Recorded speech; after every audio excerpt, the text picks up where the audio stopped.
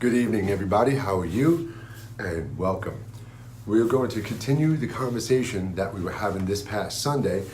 And this past Sunday's topic was why change and for who? And it really, when I went back and watched it afterwards, it really did touch base on a lot of key points about the reason we want to change and what are we changing for and what is it we're doing. So really, I definitely encourage you, if you haven't watched that yet, to absolutely watch it before we get into this discussion. Because today we're going to talk about the shift. And I truly mean the big shift, the big meaning of the word, the shift, and exactly, truthfully, realistically, no sugarcoating it, no sales pitching it, and no hiding it within a faith or spiritual belief for a profit. Just the absolute 100% blatant truth about the shift.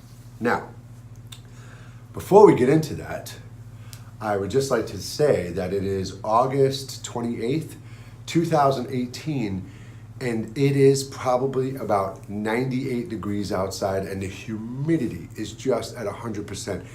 It is absolutely unbearable outside. When I talk to you right here, this is in the basement of my home. I have an area set up that's a private area where I can connect and communicate with you and where I can spend quiet time in my house without having to go outside to the cottage or anything like that. So, down here it is very warm, and I apologize if I look like I'm hot or if I'm doing things like this because, yes, it's hot in here and it is not comfortable. But that's okay because I could absolutely get through this. For almost 5 years, I was teaching on Drumeo, playing drums every single Saturday to thousands of people all around the world, and it gets very hot in a little studio when you're broadcasting for an hour playing drums with lights on you and stuff. So I could deal with this, but I did want to let you know if you're like, oh, is he nervous or is there something going on? Is he not feeling well? Nope, just hot, just really, really, really hot. That crazy, crazy heat. This summer here in Connecticut has been absolutely insane. I've lived in Connecticut now for about 25 years, and this is really the first summer where we had no real spring showers, no April showers. We got all of our rain from the middle of July to the middle of August. Like that entire span of a month between those 2 months, just constant rain, and humidity destroyed like half my garden. It gets infested, with beetles and all sorts of stuff in this weather. Just a terrible summer, weather-wise. And it's interesting because, these things, these little weather patterns we're having, regardless of conspiracy theories and seeding the clouds and chemtrails and stuff like that. I'm not going to talk about that. But, as far as a planetary shift, right off the bat, the Earth is naturally going through phases. We can look at a globe or a map and we can see the continents are broken up, and we know over time they've shifted and they shift, and we hear about earthquakes and all these things, and we know we have done so much damage to the planet that we're contributing greatly to the climate change and the demise of the planet. But okay, because the planet's going to regenerate itself whether we help it or not. It'll really take us, we'll really have to just continue on with a very destructive path for us to really destroy this world, and that's not going to happen because, as we said, that's a part of the shift. But we do have a natural shift. There is a natural shift occurring on the planet weather-wise, whether it's global warming or ice age or things like that. That's all irrelevant. What is man-made will be corrected. It'd be good if we did it a little faster, but it's okay, no worries. Just keep manifesting it and believing it and willing it, and it'll happen quicker.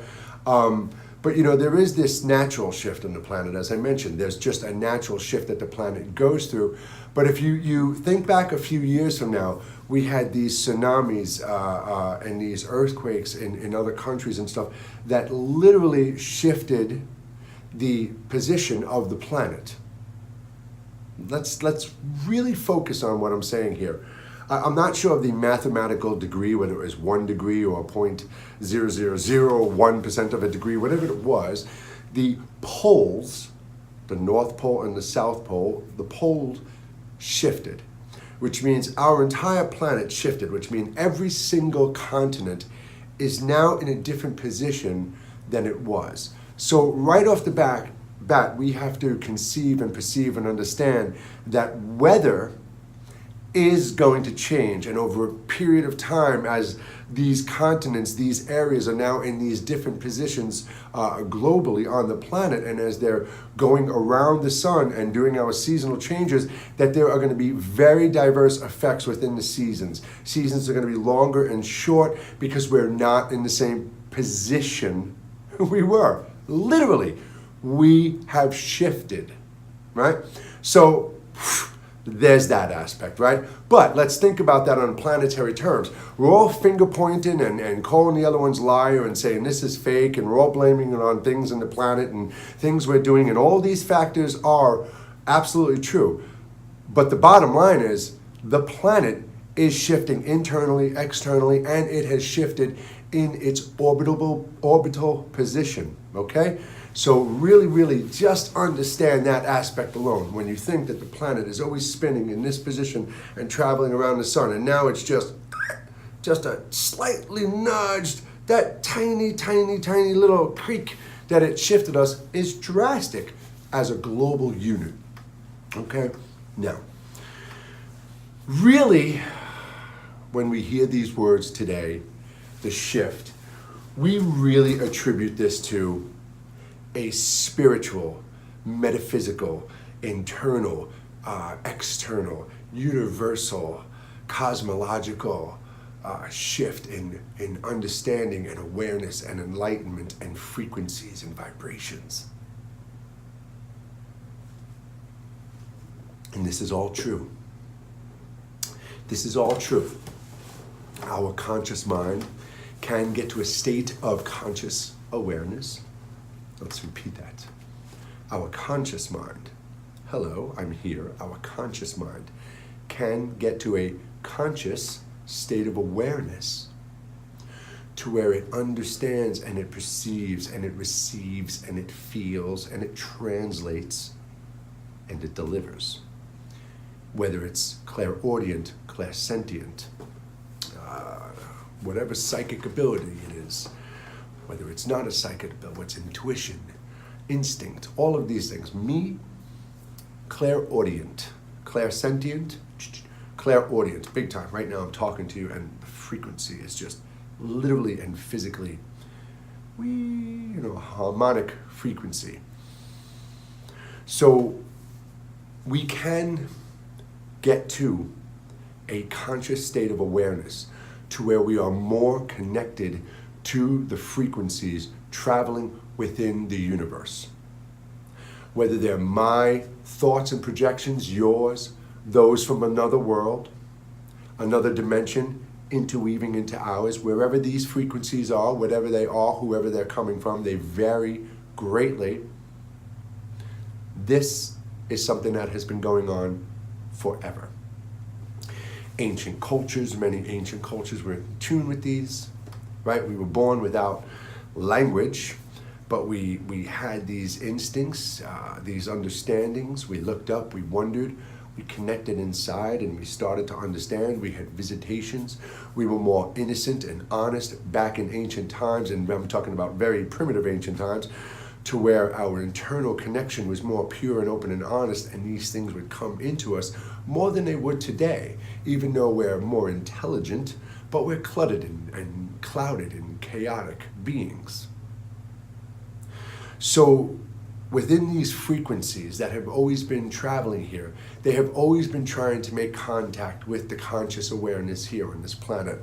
Again, whether it's us, our higher selves, the source, ascended masters, it's my hot water heater, excuse me. These beings and these energies have been sending frequencies. But they have not been well received. They have been avoided, they have been received and manipulated, they have been received and hidden, and they have just been received and blatantly ignored and turned away from. And what I'm talking about are the generations before us. But before we get into that big key answer as to why there is this big, huge shift all of a sudden, we have to understand and look at the children of today really quick. What we need to do, and when I say we, I'm talking to you specifically, you and I, what we need to do, those who are consciously aware of these things going on around us, those of us who are receiving and understanding and feeling and translating and transmitting, right? I don't want to say enlightened, I don't want to say ascended, just those of us who are consciously aware of our reality and the truth of our existence. What we need to do is create that shift in the thinking the way the children are treated. We just need to guide children and step out of their way. We need to guide children and let their pure innocence grow from within and out, and they will in turn show us the way the world can be. Naturally, it's us that are affecting them and manipulating them. So for our children, we have to have a mindful shift in what we're saying in front of them, what we're exposing them to, where we're bringing them, what we're telling them to value, what we're educating with. We have to stop. We have to stop before these things touch our children. Sight, sound, before they smell them, hear them, taste them. We have to stop and think, is this really truly right for my child? Money aside, success aside, fame aside, or future aside, is this truly right for my child to absorb and accept and embrace and see and be a part of? I want you to be conscious of this, and I want you to start to express this to your friends around you in whatever way you can without sounding like you're being snobby or above them. Just say to them, you know, it's really interesting. I've been really starting to think about the things we expose our children to, how we can really guide them, but give them more room to grow. Not let them watch such violence cartoons. Be mindful of the words we say. Don't teach them about hate and fear and worry and anxiety. Teach them and focus on teaching them about compassion and love. Show them nature and flowers and things like this. These are the things we need to do to guide our children to make a shift for the future generation of tomorrow. We are a very pivotal point. We are the balance in between in so many ways that it's going to blow your doors off when we get to the end. So I want you to understand a few things. Let me just back up. Yes, globally, there is a natural shift happening on the planet. Just celestially, the process and evolution of the planet is shifting. The planet is also shifting in a negative direction because of what we have been and are still doing to the planet. It's changing, and it will change a lot more and a lot faster after we watch this and hear this and talk about this today. Because we are changing and making the shift happen. Doesn't matter what anybody else says. Our belief, our perception, and our projections are going out into the collective consciousness. And I promise you, they are much stronger than the negative frequencies of those around us and those being perceived and projected. I promise you. So we need to make sure that we are standing strong for our children. So we have the global shift, right? We have this shift on the planet that is naturally happening. We have a global shift because us, the species on the planet, is doing detrimental damage to the planet, but we are also now shifting and beginning to repair that damage. We have a shift in our children. The children being born today, we call them entitled, and we're calling them lazy, and we're labeling them as millennials because they're being born with a better understanding, because they're understanding that this is not the way the world was intended. But there's a reason. The children today are being born with a different understanding naturally. The children today, within the last few years, the children of the last 40 years, 30 years, today, tomorrow, is a very varying time frame. But what it is I was born in 1968, right? 78, 88, 98, 08, 18, 50 years ago, right? 50 years ago, I was born, Vietnam War, Man on the Moon, all these crazy things, Kennedy getting assassinated, Martin Luther King, chaos and madness all over the place, right? This is when I chose to come here. Not when it was just all outdated and the Wild West where we had no technology, But right on that cusp, when we were phasing out the black and white TV and bringing in color TV and technology was just about to boom, I chose to come to experience this moment in this planet's history because it is the best time. It's not yesteryear and it's not the future. It's right in that transitional period when I chose to come here. But it was a very dark time in humanity. It was actually just a few days before the first 911 call was ever placed in the United States. And that 911 number was my sign for decades that I annoyed. I seen it and saw it everywhere. When it was in me, outside of me, everywhere I looked. 911, 911, 911, 9/11 happened. I still didn't register, right? Okay, these signs are around us. So all this is happening. So now us, this generation that was born in the 60s, in the 70s, born from the children of the 60s and the 70s, and born from those children, what's happening now.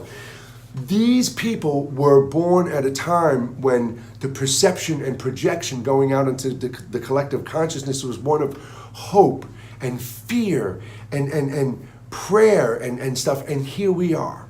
Think of that. It was a time of need and a time of worry and a time of war, but it was a time of love. We had this whole movement of people who were trying to bring love and peace in as everybody else was condoning war and violence.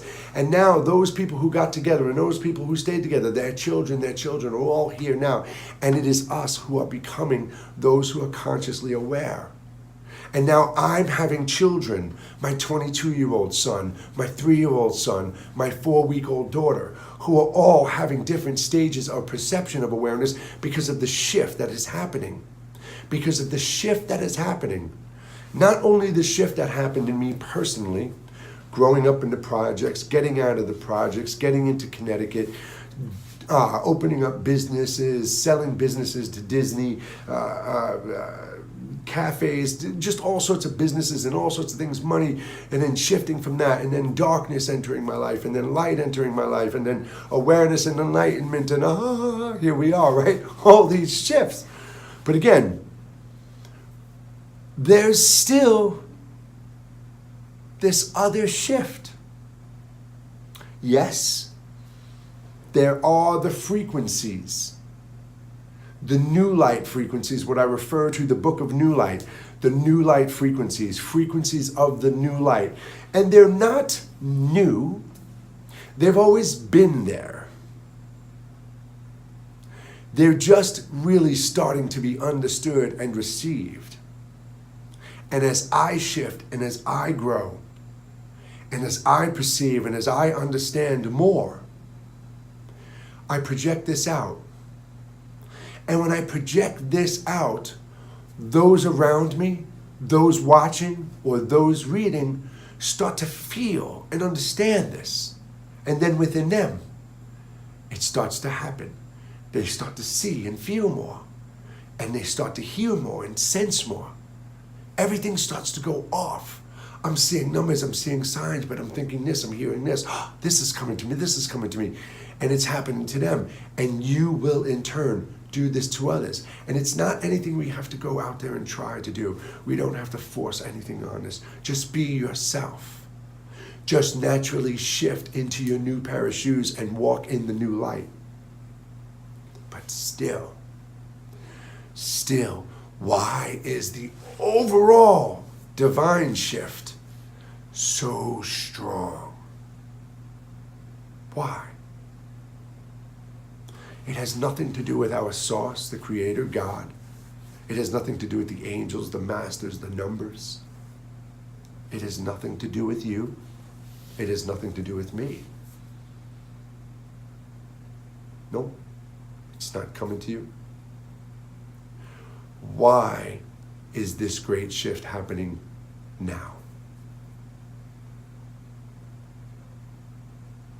Why? Because of sacrifice. Pure, absolute sacrifice. Our parents, our grandparents, and our great-grandparents, and our great-great-grandparents, and our great-great-great-grandparents, our aunts and uncles, and all of the generations before us. The lost, the confused, the golden era, the endarkened, the industrialized, the corrupt. It's our family members. Regardless of the sacrifices that were made to get us here, the mindset of yesteryear, the mindset of the past, the mindset of the Industrial Revolution, conquering, seeking, and destroying, the male dominance, dominating over everybody, the power, taking over land, the corrupt mind of religion and politician. This is a mindset. This is from a mindset that is from a generation, and it has been handed down and handed down and handed down, but it's finally gotten to a point where it's become so thin that my generation, my son's generation, and my sons and my sons and my grandchildren and this, it gets thinner and it gets thinner and it gets thinner and it gets thinner. Because why? Because why?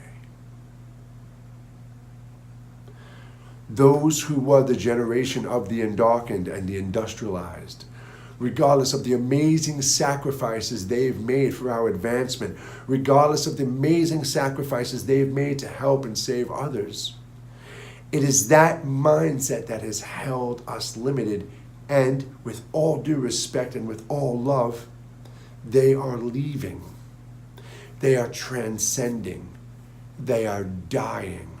That generation is literally and not even figuratively, it is literally leaving. Those people, old people, they get old and they die. It's been 50 years since I'm born. It's the generations before me. So they're all leaving here. But when I said sacrifice before, I truly meant that. We come here to experience within the created reality. My awareness, my energy, the electricity that I am humming and buzzing somewhere else, chose to experience through this vessel. I'm going to come down and play that part. I'm going to enter that video game. I'm going to go into that creation, because regardless of whatever word makes you feel comfortable, we are an energy, and an energy is a technology. We play with this technology and film with this technology and advance and evolve with this technology because we are this technology. We create and create so we can transcend and learn and do more and go on. And even in the physical realities that we create now, we're doing the same things that we do celestially. We just create and we transfer our energy, right? So we're always shifting, but here right now, the reason you're starting to see vegetarianism and veganism and more kindness and compassion for animals coming, because that mindset is leaving. The reason we're seeing oils and fossil fuels diminish, regardless of what corrupt politicians want to do and dig up from the earth, they're leaving. The generations from the 60s and the 70s are rising. Those who believed in love and unity for all. Those parents who had those children and transferred those hereditary memories into their children. Those feelings, because that's all we are. I'm my son is me. We just constantly reproduce and replicate the energy. That's all it is. It's all replicating. It becomes individual, but it's just a replication of the one, right? So the great shift, the big shift of enlightenment on our planet is happening because of those generations are now passing on and leaving this planet. But that sacrifice I spoke of is really true. When I've traveled, celestially traveled, and I stood in front of just the silhouettes of just thousands, hundreds, or thousands of beings, souls, I felt and heard their cries for freedom, because we keep coming back. We keep coming back to advance each species to that point of transcendence and creation, of perfection, of experiencing the reality the way it was meant to be. So these souls, my grandparents, your grandparents, our great-grandparents, They came here, they endured whatever the time was, whatever the mindset was, whatever society dictated to them. They endured this. And when they left here, that's the part they either played or were forced into. But they need to come back because they want to experience and see our culture transcend. They want to see our species transcend. They want to see what we create so we can all move on and go on and change the overall vibration. Take the projections and perception and ways of the darkened and industrialized, take those away from the teachings of our children. A child doesn't need to sit in a swinging chair looking at colorful lights to be entertained. It doesn't need to watch rabbits and things running around a screen of flashing colors. It doesn't even need to sit at a window and see the trees moving right now. It needs silence, calmness, holding, comfort, care. And as they grow, we guide them with kindness and compassion. We don't dictate their perception and projections. We just guide them on a path of love, a path of kindness and comfort, a path of unity. And that's the shift. The shift is truly to give up those things that have destroyed the planet, all of them. To give up condoning the slaughtering of any species, fish or land, anything. To give up institutionalizing our children from the youngest age and corrupting their minds and turning them into a product of industry.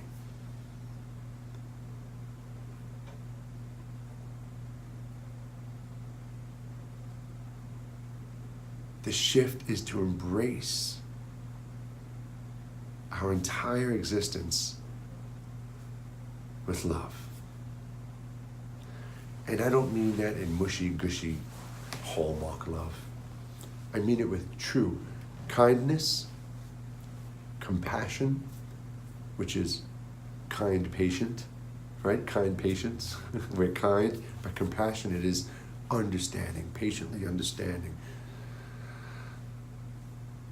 Committing yourself to be calm with that other person. Committing to be open to their feelings without letting yours interfere and change theirs. Compassion, understanding. So we're here to emit and receive love, kindness, compassion, equality. Excuse me. Not in the sense that you make $1 million, I should make $1 million. Equality that I treat you the way I want to be treated. You treat me the way you want to be treated. We let each other walk the earth and past us and by us without fear and without worry and without intimidation, without restriction, without border. Kindness, compassion and equality. And freedom. Freedom to be and perceive who you truly were meant to. Whether you do nothing or you do something, to truly have that freedom to wake up every single day and just be what you feel you are to be. Kindness, compassion, equality, and freedom. It's love. Connection.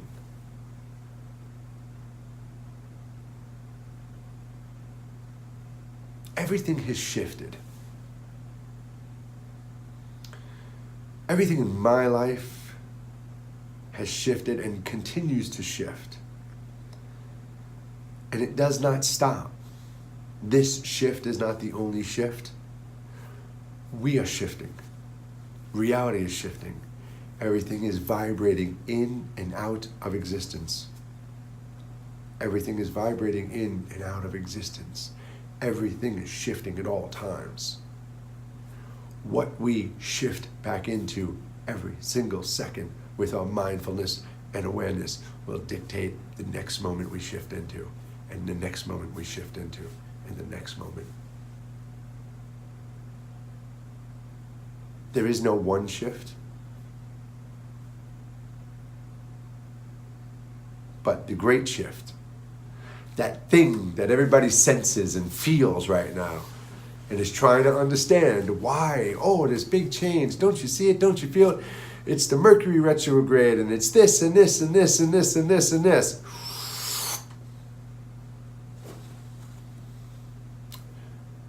It's because the generations that have caused that damage, caused that fear, caused that enslavement, voluntarily and involuntarily, knowingly and unknowingly, is dying. With all due respect and with all love and light and kindness and compassion, I wish their departure nothing but light, and I thank them so much with gratitude for everything they have done for us to get here. But it is time for that mentality to go. I always say there's always going to be opposition, and there's always going to be some opposition somewhere, some way, somehow. Something, someone, something is going to always oppose something we feel or want or desire. But that big, massive, dark energy that has enslaved our universe and our awareness and our energy on such a massive scale for so long is losing. It's losing. It's dying. So, be grateful to every single person before us. They sacrificed so much because they never got to truly experience the beauty of this world. It's sad.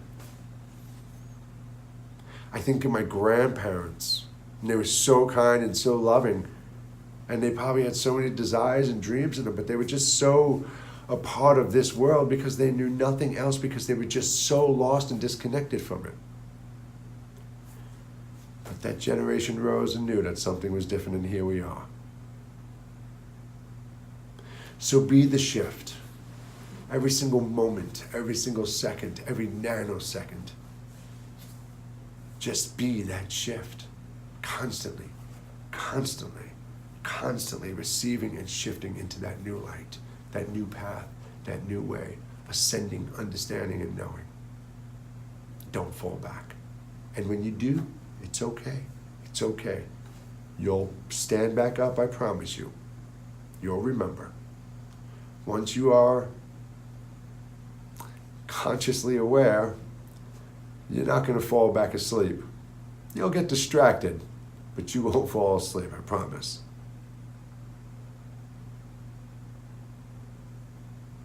It's an amazing time right now.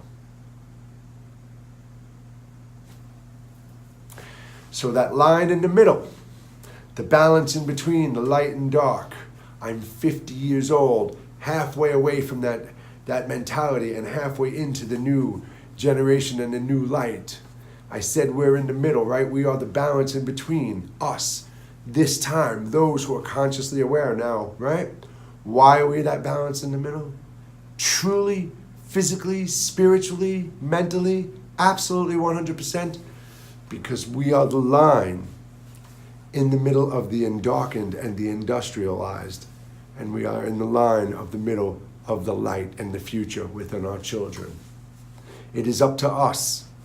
We either take that and hand that to them and destroy everything forward, or we stand here, we stop, and we pass on the truth.